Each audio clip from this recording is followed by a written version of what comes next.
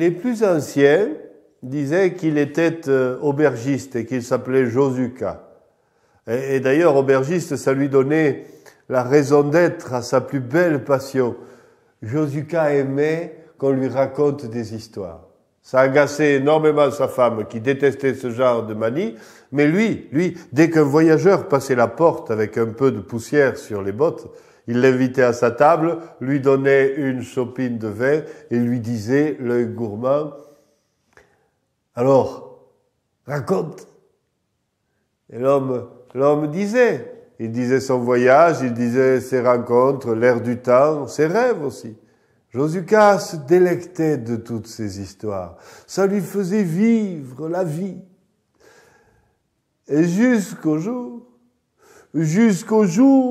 où un homme au regard noir passe la porte, tout couvert de poussière. Oh, celui-là a dû venir de loin. Josuka le prend à sa table, remet 2 bûches dans le feu, lui sert de son meilleur vin et lui dit « Alors, raconte !»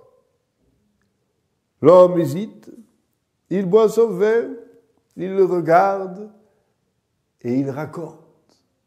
Et il raconte si bien qu'au bout de 20 minutes, il avait fait 3 fois le tour du monde, dont 1 fois en planche à voile. Il avait tout raconté, tout rencontré. Il pleuvait des nouvelles sur les épaules de Josuka qui en tremblait d'aise en se disant « Oh, quelle merveille! Oh, quel beau mensonge! Oh, que me raconte-t-il? Ah, quelle merveille !»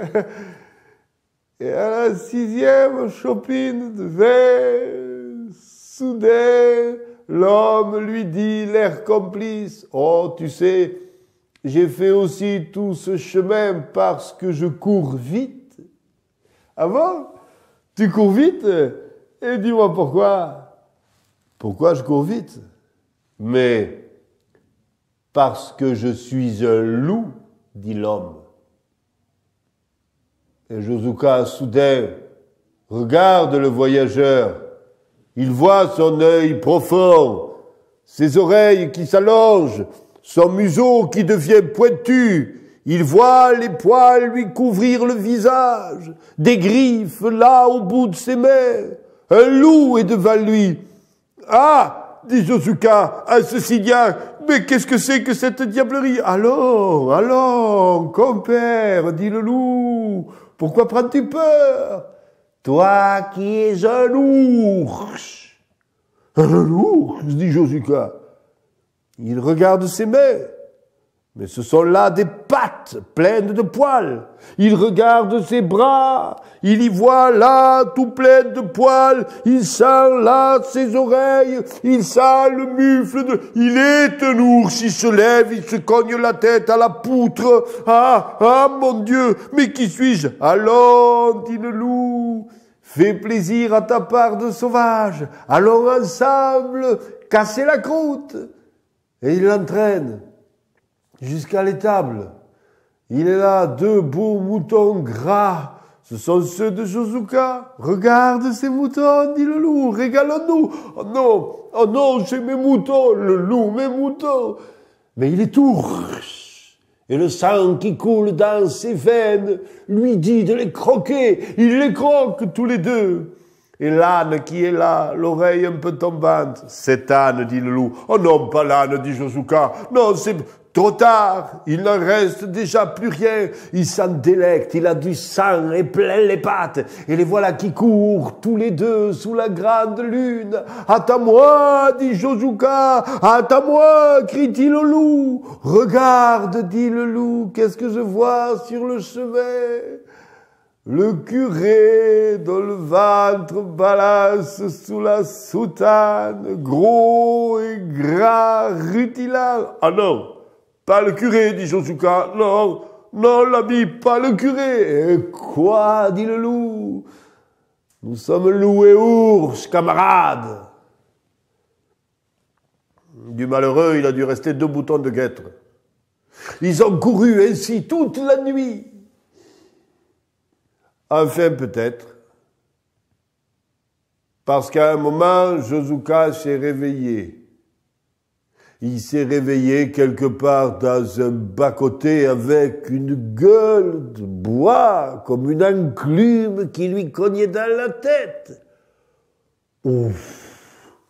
Il se regarde, des mains, ses habits, tout est normal, quoique un peu fripé. Un cauchemar. J'ai fait un cauchemar, se dit Josuka. Mais qu'est-ce qui m'a pris? J'ai dû manger trop gras ou boire trop de vin. Non, ce n'était qu'un cauchemar. Rassuré, il reprend le chemin de chez lui, la démarche ondulante. Et quand il arrive, sa femme lui tombe dessus. Te voilà donc, ivrogne, te voilà donc. Et pendant que tu cuvais ton vin, oh, des bêtes sauvages ont attaqué notre étable, on nous a mangé, et l'âne et les moutons. Et soudain, la porte s'ouvre avec fracas. Le curé a été dévoré par des bêtes sauvages. On fusille tout le monde, il faut les retrouver. Josuka sent soudain comme un courant d'air froid lui passant sur la nuque. Josuka, tu viens avec nous à la battue? Non, je crois que je vais rester à l'auberge, dit-il en jetant une bûche dans le feu. Or, il paraît que depuis, Josuka, l'aubergiste, n'écoute plus les histoires. Si vous passez un jour dans son auberge, à l'écart des grands chemins, essayez quand même. Et demandez-lui de vous raconter de ma part l'histoire du loup qui avait tant voyagé.